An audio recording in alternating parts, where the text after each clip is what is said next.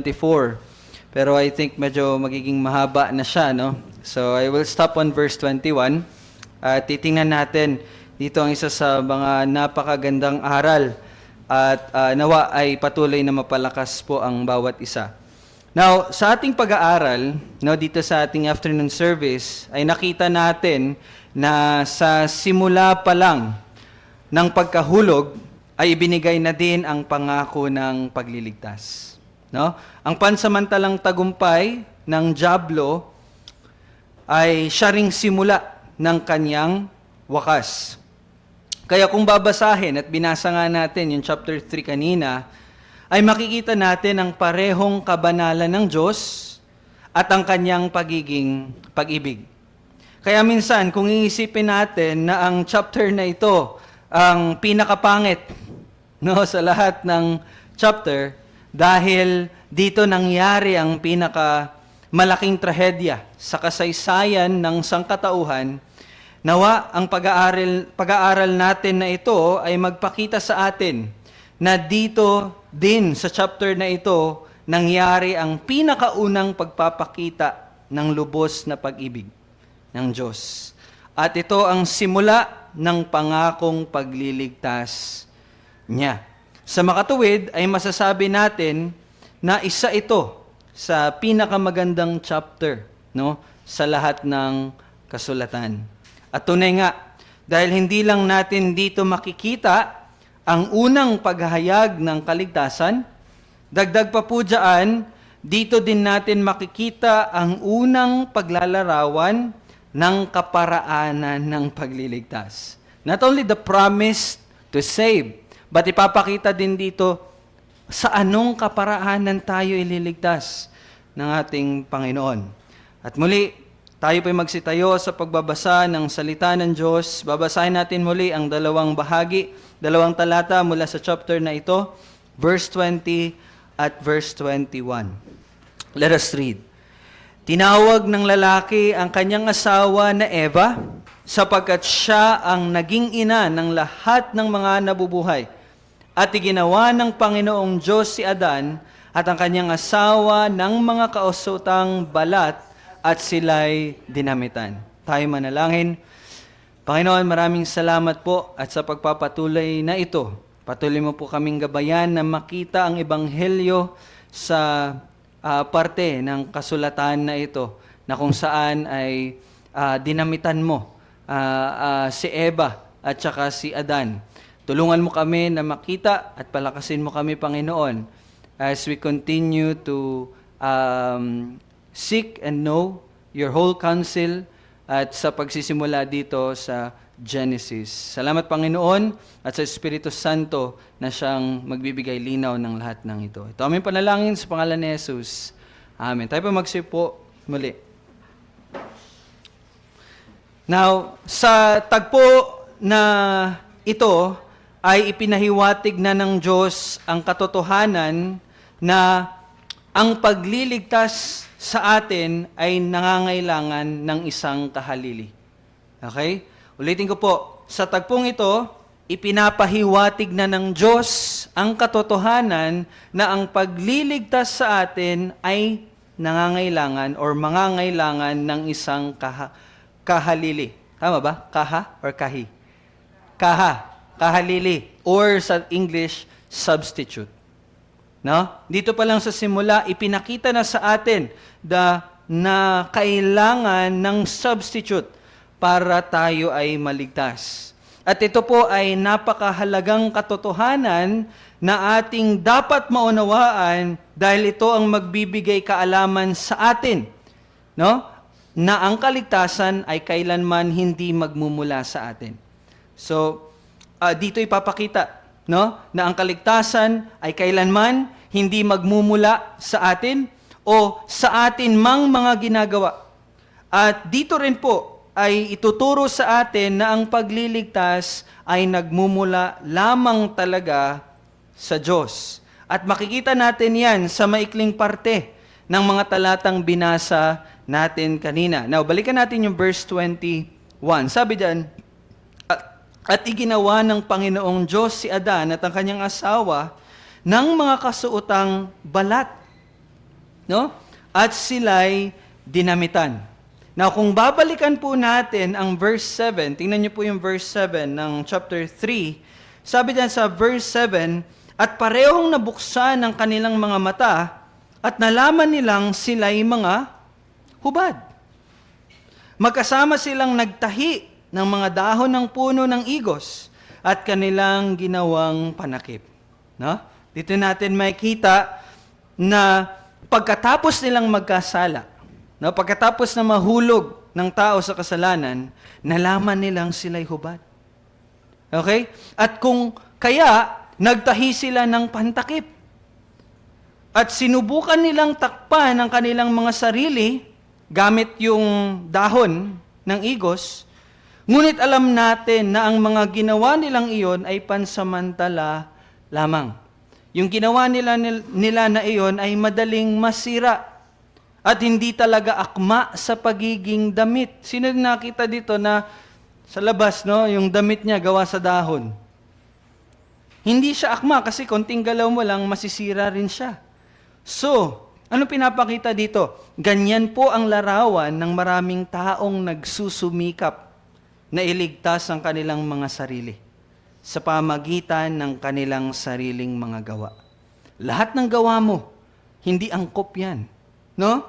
Hindi magiging angkop ang kanilang ginagawang panakip sa kanilang mga kasalanan. Ganyan yung picture natin, verse 7. No? So kung sino man ang nagtatry na iligtas ang kanilang sarili sa kanilang mga gawa. Ngunit, dito sa verse 21, makikita natin sa hindi inaasahang tagpo ay tinulungan sila ng Diyos. Ano ginawa? Binigyan sila ng tamang damit. Na alam natin, kahit sa kasalukuyang panahon, di ba, ito nga yung mga mahal, di ba? Ay akma para sa pagiging damit at alam nating ito ay hindi masisira. Kaya nga, di ba, yung mga gustong-gusto nyong mga brand, no? Gawa sa mga balat ng hayop. Tama? At mahal at matagal ito masira. Dagdag pa riyan, angkop ito upang protektahan ang kanilang mga katawan at panatilihing maayos ang kanilang pakiramdam. Unlike doon sa dahon. No? Ngunit, ang tagpong ito ay may higit pang ibig ipagkahulugan. Ito ang larawan ng ganap na katuwiran na ibinigay ng Diyos upang takpan ang ating mga makasalanang kaluluwa. Again, ano yung higit pa na kahulugan nito? Ito ang larawan ng ganap na katuwiran na ibinigay ng Diyos upang takpan ang ating mga makasalanang kaluluwa. Ang punto po ay pinagkalooban ng Diyos ang tao ng pisikal na damit na nagmula mismo sa Kanya. Siya mismo ang may gawa. At ito ay nagmimistulang sumisimbolo sa pagtatakip ng Diyos sa tao sa kanilang espiritual na kalagayan. Ang buong pagsasagawa po ng pagliligtas ay inilalarawan na dito sa tagpong ito. Ulitin ko po ha, ang kaparaanan ng pagsasagawa ng pagliligtas ay inilarawan na dito sa verse, specifically verse 21 lang. No? At kung bibigyan natin ng maiging pagpansin, hindi sinabing nakakita ang Diyos ng tupa, or hindi sinabi na nakakita ang Diyos ng hayop, at binalatan ito at tinahi upang maging damit. Hindi po ganun ang nangyari. Hindi ganun ang nangyari. Hindi sila tinakpan ng Diyos ng bagay na galing sa hayop. Okay? Bagkus, sinabi dito na sila'y tinakpan ng balat ng hayop mismo. Okay? Take note of that. Sila'y binalatan ng balat ng hayop mismo. Anong ibig sabihin nun? Ano ibig sabihin nun? Ang ibig sabihin nun, ang hayop na iyon ay kailangang mamatay. Hindi tulad ng tupa, pwede ka makagawa. Di ba, alam niyo yung tupa? Di ba may balat yan tapos, ang tawag dyan, yung sinishave, tapos kinukuha yung balat, ginagawang damit. Di ba? Hindi ganun na nangyari. But, balat mismo ng hayop. And again, ang ibig sabihin nito, ang hayop na yon ay kailangang mamatay. Now take note, hindi ito namatay dahil sa sakit. Hindi rin ito namatay dahil sa katandaan. Ano nangyari? Ito ay pinatay. Pinatay. Pinatay. Dito unang pinakita sa kasulatan yung atonement. Ano yung atonement? Pagtubos kung saan ang pangbayad para sa kasalanan ng makasalanan ay sa pamagitan ng innocent substitute. Dito inilarawan yung atonement. Ano yung atonement? Pagbabayad sa kasalanan sa pamagitan ng pagpatay ng innocent substitute. At dito natin makikita na ito ay soberanong gawa ng Diyos. Bakit? Siya ang pumili. Siya ang pumatay ng hayop. Kinuha niya yung balat ng hayop. At siya ang nagbigay upang madamitan ang makasalanang sina Eva at Adan. Kita niyo yan? At alam niyo ba, sa tagpong ito, makikita natin ang pinakaunang kamatayan. Ito yung pinakaunang record ng kamatayan na nangyari sa kasaysayan ng mundo. This is the first death na nangyari mula sa panahon ng paglikha. And take note, ang unang kamatayan ay ang pagkamatay ng isang hayop na ang Diyos mismo ang pumatay upang takpan ang makasalanan. Ulitin ko po, ang unang kamatayan ay ang pagkamatay ng isang hayop na ang Diyos mismo ang pumatay upang takpan ang makasalanan. At alam niyo po ba kung ano ang larawan or imahe na pinapakita nito sa atin?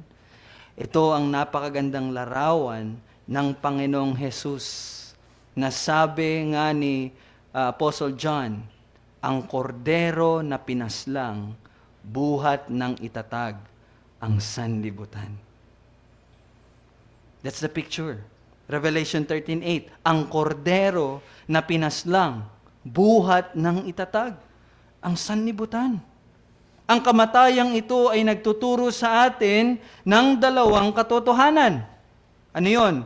Ang kabayaran ng kasalanan ay kamatayan.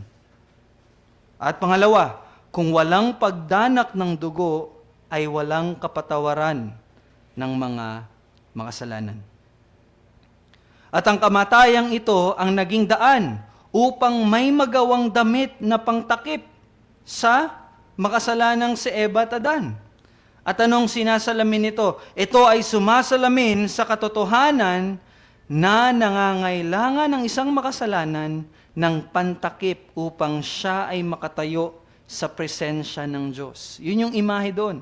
Nangangailangan ng makasalanan ng isang pantakip para siya ay makatayo sa presensya ng Diyos. Kaya ang tanong, nasa sa iyo ba ang damit? Nakatanggap-tanggap sa presensya ng Diyos?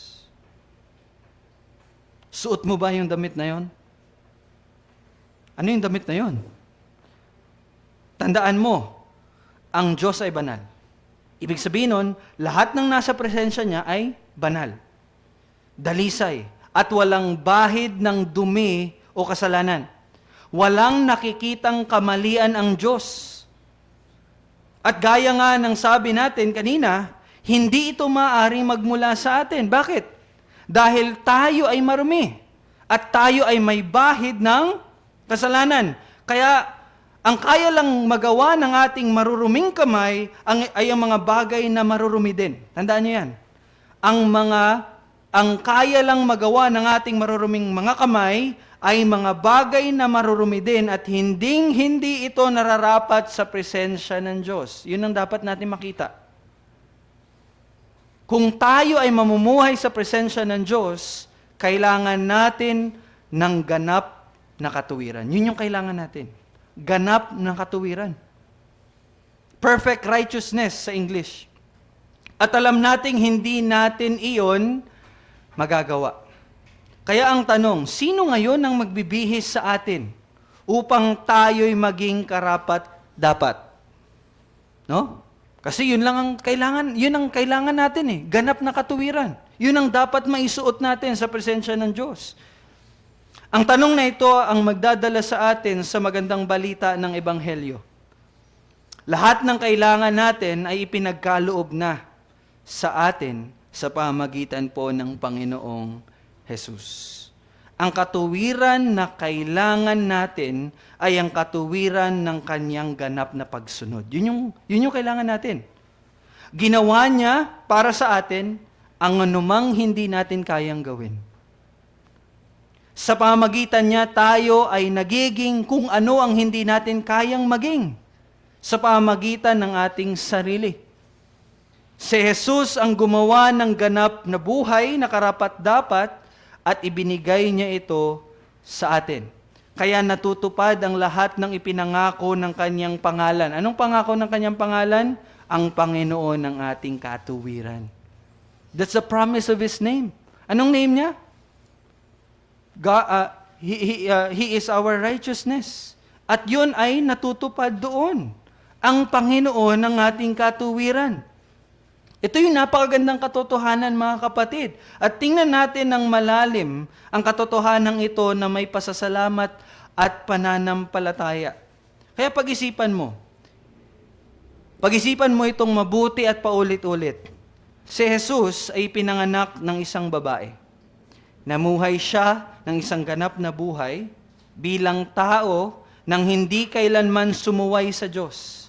Ni kahit minsan, nakakita ang mundo ng isang tao na kasing dalisay, kasing banal, kasing perpekto at kasing dangal ng Diyos mismo.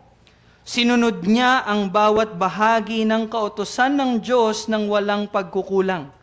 Naabot niya ang pinakamataas na pamantayan ng mga utos ng Diyos nang hindi tumitigil.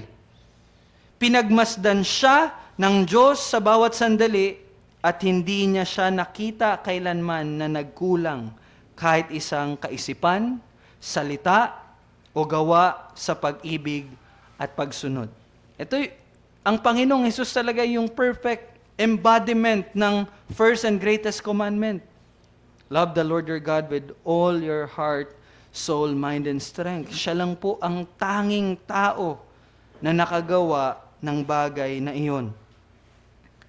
Hinarap niya ang lahat ng uri ng tukso, ngunit hindi siya nagkasala. Lumakad siya sa madulas na landas, ngunit hindi siya nadapa. Inatake siya ng mga tukso sa lahat ng panig, ngunit hindi siya bumagsak. Tumayo siya sa harapan ng Diyos na may ganap at perpektong pagsunod hanggang sa pinakamaliit na mga detalye. Yun po ang ginawa ng Panginoong Hesus. At alam niyo po ba ang napakagandang katotohanan?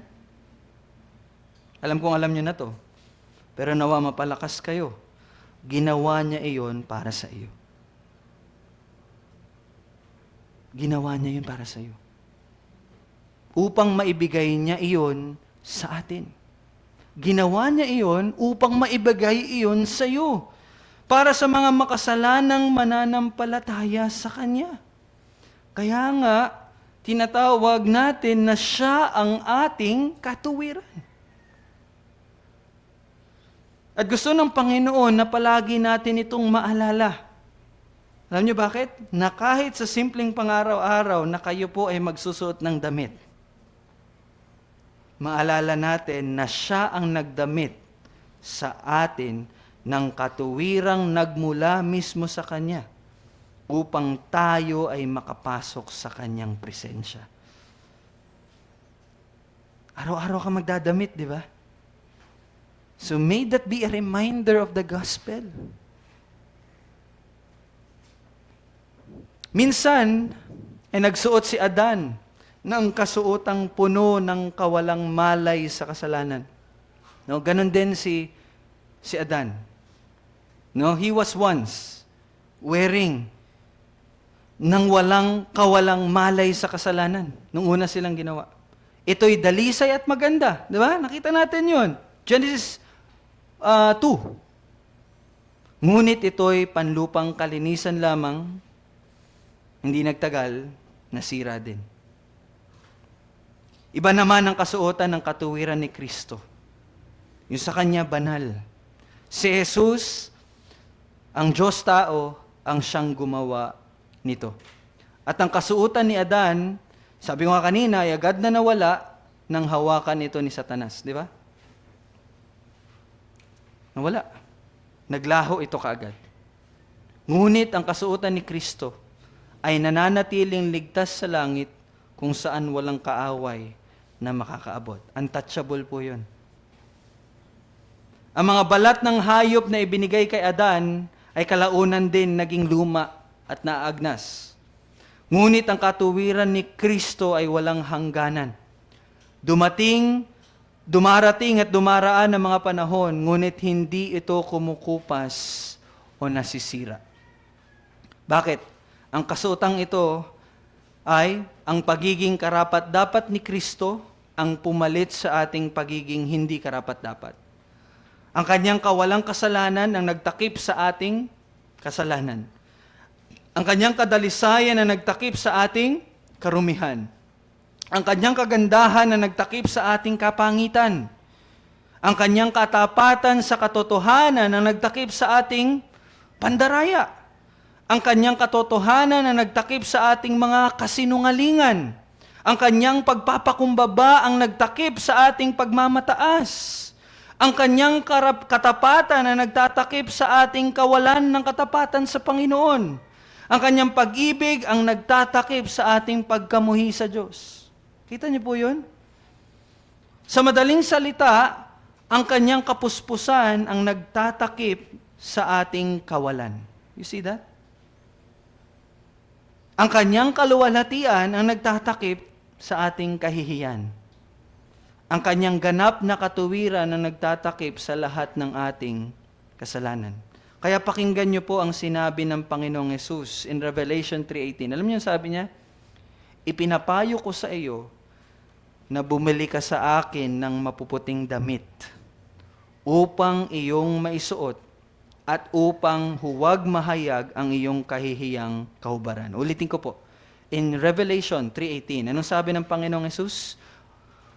Ipinapayo ko sa iyo, bumili ka sa akin ng mapuputing damit upang iyong maisuot at upang huwag mahayag ang iyong kahiyahiyang kahubaran. Ibig sabihin may presyo kasi bumili ka. No. Tandaan mo po, kailangan natin ng damit. Tandaan niyo po ito mga kapatid, kailangan natin ng damit hindi dahil hubad tayo. Hindi yun yung issue. Ngunit dahil tayo ay guilty sa pagkakasala at kaya tayo ay hiyang-hiya na humarap sa harapan ng Diyos. Adam and Eve was ashamed, hindi dahil hubad sila, but because they were conscious and guilty of sin that they have done. At ganun din po tayo. At ang tanging kailangan natin ay ang damit na mula mismo sa Diyos. Ang katuwiran ni Kristo. Yun yung damit na kailangan mo. Yung katuwiran ni Kristo. At ito po, bagaman sinabi dito na bumili kayo sa akin, ito po ay walang bayad. Walang bayad yun. Tanggapin mo ito sa pamamagitan ng pananampalataya. Ang pananampalataya, ano ibig sabihin nun? Ang pananampalataya ay paniniwala sa Diyos. Sa makatuwid, paniniwala sa salita ng Diyos. At kung babalikan natin sa pagkahulog nila Eva at Adan, sila ay nahulog dahil huminto silang maniwala sa salita ng Diyos. Kita niyo yan? Nahulog sila bakit? Nagsimula silang hindi maniwala sa salita ng Diyos. At nagsimula silang maniwala sa salita ng ahas. Kaya nangyari ang pagkahulog dahil hindi sila naniwala sa Diyos. At ito ay nagpapakita sa atin na kapahamakan ang dulot kapag hindi tayo naniniwala sa salita ng Diyos. Kaya huwag nating hayaan ng ating mga sarili na hindi manampalataya na si Jesus lamang ang ating kaligtasan kasi yun yung salita ng Diyos. Bagkus tumalikod tayo sa kasalanan, lalo na sa pag-iisip na kaya nating iligtas ang ating mga sarili. At tayo ay maniwala, manampalataya sa salita ng Diyos. Gaya ng ginawa po nila Eva at Adan na makikita natin sa verse 20. So many questions raised. Ligtas ba si Adan at si Eva? They were saved. Makikita natin yan sa verse 20.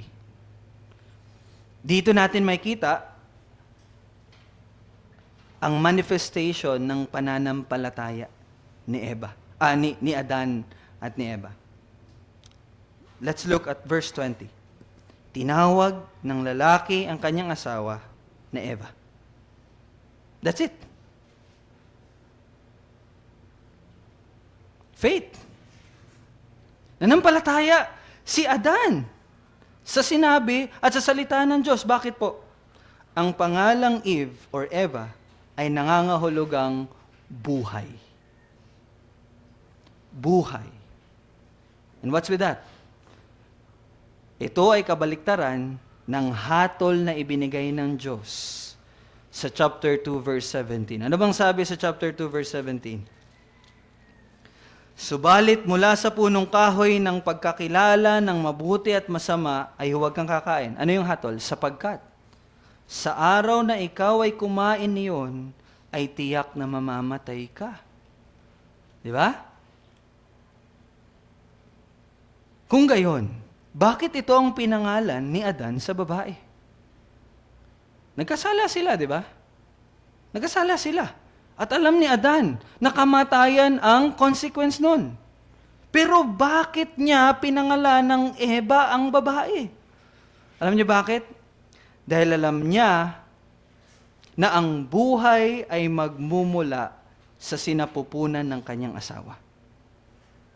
Naniwala siya na ang buhay, ulitin ko po, ay magmumula sa sinapupunan ng kanyang asawa. Paano niya ito nalaman? Paano niya nalaman yun? Dahil sa unang mga salita ng biyaya. Verse 15. Ano sabi sa verse 15? Sa kanyang binhi. Sinong tinutukoy dito? Si Eva. Ang babae. Sa kanyang binhi, ito ang dudurog ng iyong ulo. Sabi niya sa ahas. Dahil sa pangakong ito ng Diyos, alam ni Adan na mula sa mga anak ni Eva ay manggagaling ang Mesaya. Alam ni Adan na manggagaling mula sa mga anak ni Eva ang Kristo. Alam ni Adan na magmumula kay Eva ang tagapagligtas. At alam niyong ginawa niya, naniwala siya sa sinabi ng Diyos in verse 15. Kaya niya pinangalanan ang kanyang asawa na Eva. Ang pagpapangalan ni Adan sa kanyang asawa na Eva ay pagpapatunay na nanampalataya siya sa salita ng Diyos in verse 15. Ang nangyari dito ay bumalik siya sa panig ng Diyos. Pinaniwalaan niya muli ang Diyos. At ito ay isang ganap na gawa ng pananampalataya. Bakit? Dahil sa panahon na ito, wala pang sino mang ipinanganak noon. Hindi niya pa nakita yung panganganak. Si Adan ay nilikha at si Eva naman ay nilikha mula sa kanyang tagiliran. Wala pang isinilang na tao. Di ba? Ngunit, naniwala si Adan sa salita ng Diyos na mula kay Eva magmumula ang lahat ng buhay at kasama roon ng isa na dudurog sa ulo ng ahas. Kaya ang pagpapangalan niya sa kanyang asawa bilang Eva, na ang ibig sabihin ay buhay, ay isang pagpapahayag ng kanyang pananampalataya sa salita ng Diyos. That's a manifestation of his faith. Sa ibang salita, naniwala si Adan sa kaligtasang ipinangako ng Diyos. Naniwala siya doon. Para bang sinabi niya, naniniwala ako sa iyo, naniniwala ako sa iyong pangako, naniniwala akong darating ang binhi, at naniniwala akong dudurugin ng binhing iyon ang ahas. Bakit siya naniwala? Dahil natutunan na niyang paniwalaan ang Diyos at hindi si Satanas. Naniwala siya, hindi sa liwanag ng bagong tipan, kasi wala pang bagong tipan at the time.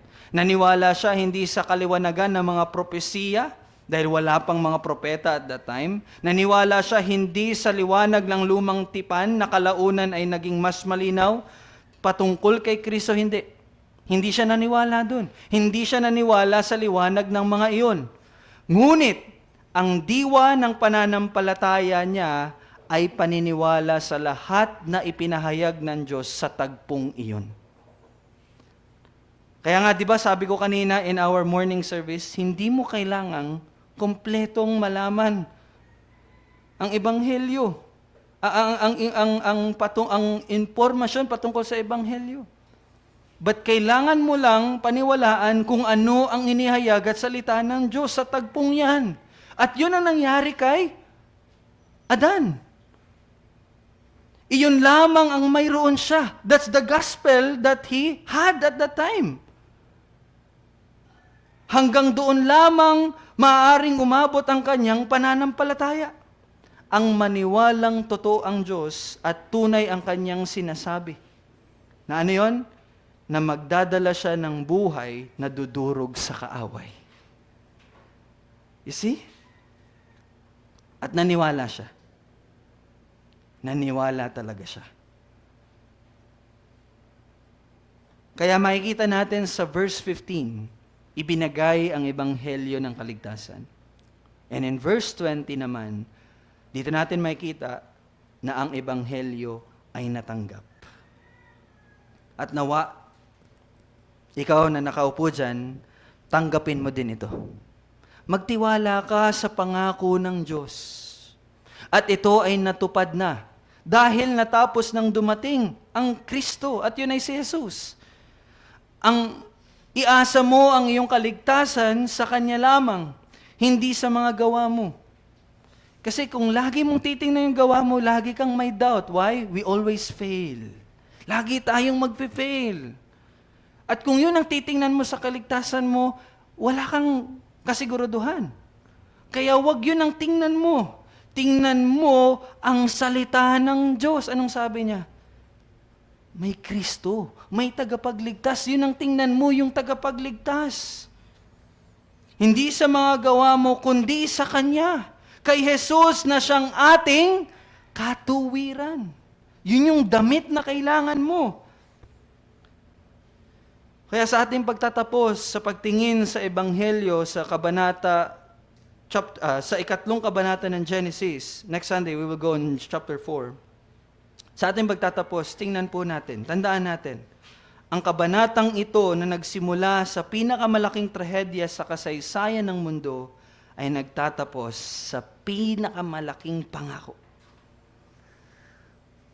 At kung nagdududa ka man sa biyaya ng Diyos, kailangan mo lamang balikan ito at tanungin sa sarili mo, hindi ba ang Diyos ay maawain na agad nagbigay ng biyaya pagkatapos ng pagkakasala? If you are doubting, no? Tingnan mo yun.